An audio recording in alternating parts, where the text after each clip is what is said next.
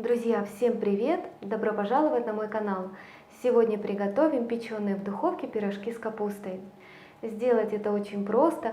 Тесто получается тоненькое, пористое и воздушное. И, конечно же, очень много начинки. Так что не будем тянуть, давайте скорее готовить.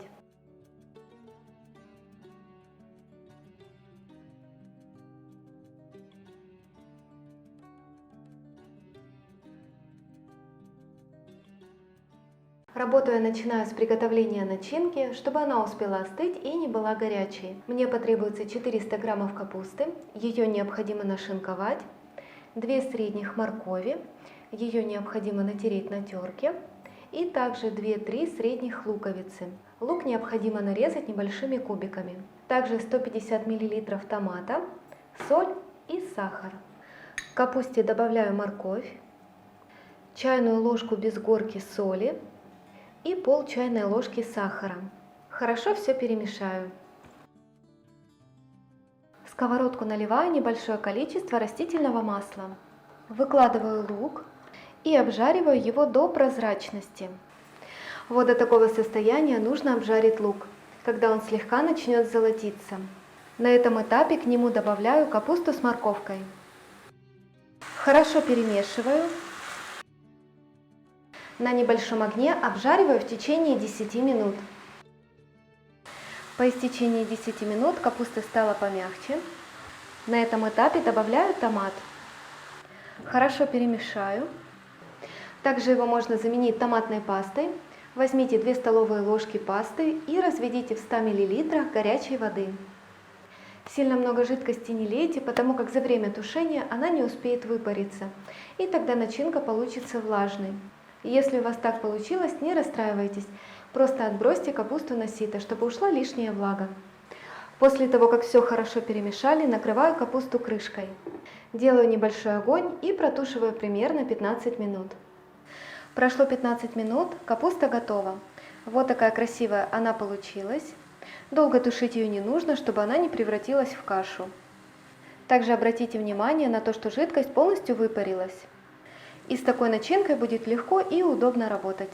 Перекладываю ее в отдельную посуду и оставляю до полного остывания. В глубокую миску выливаю теплый кефир. Также его можно заменить на кислое молоко. От общего количества добавлю 1 чайную ложку сахара и дрожжи. Хорошо размешиваю венчиком. Готово. Всыпаю 4 столовых ложки муки от общего количества. Замешиваю опару. Вот такая по консистенции она должна получиться. Накрываю пищевой пленкой и оставляю для подъема в теплом месте примерно на 15 минут. Прошло 15 минут. Вот так замечательно поднялась опара. Добавляю 1 чайную ложку соли, оставшийся сахар, 1 яйцо и растопленное сливочное масло, которое остыло до комнатной температуры. Также его можно заменить на маргарин для выпечки. Хорошо перемешиваю. Добавляю муку примерно половину от общего количества. Сразу всю муку не добавляйте, чтобы не забить тесто. И начинаю замес.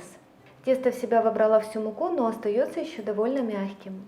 Подсыпаю буквально 1 столовую ложку муки и перехожу на ручной замес. Если тесто продолжает все так же сильно липнуть к рукам, подсыпьте еще примерно пол столовой ложки муки. Тесто получается вот таким слегка липким. Подсыпать муки больше не стоит. Чтобы хорошо его вымесить, добавляю примерно 1 столовую ложку растительного масла без запаха. И продолжаю вымешивать. Тесто полностью соединилось с маслом. Перекладываю его на стол и продолжаю вымешивать на протяжении 7-8 минут. Вот такое нежное и очень эластичное тесто у вас должно получиться. И оно уже практически не липнет к рукам. Перекладываю миску, донышко и бортики я смазала растительным маслом. Накрываю пленкой и оставляю для подъема в теплом месте примерно на 50 минут. Вот так превосходно поднялось тесто. Перекладываю на стол. Делаю ему обминку. Вот такое гладкое и очень нежное тесто у меня получилось. Вес теста 920 граммов. Разделяю на 14 частей весом примерно по 65 граммов. Формирую вот такие небольшие шарики и подкатываю. Откладываю в сторону. Накрываю пленкой и оставляю тесто отдохнуть буквально на 5-7 минут. Тесто отдохнуло, беру заготовку, раскатываю скалкой в небольшую лепешку, гладкой стороной переворачиваю к низу и откладываю в сторонку. Сильно тонко тесто не раскатывайте, достаточно несколько раз прокатать его скалкой. Каждую заготовку слегка разравниваю кончиками пальцев. На середину выкладываю начинку, примерно 1,5-2 чайных ложки. Немного растягиваю края и скрепляю пирожок. Хорошо защипываю шов, подгибаю.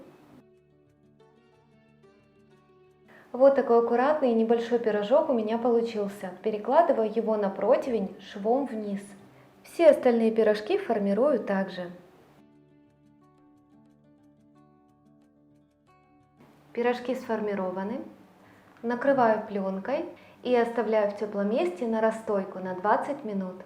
Просто превосходно поднялись пирожки. Аккуратно снимаю пленку.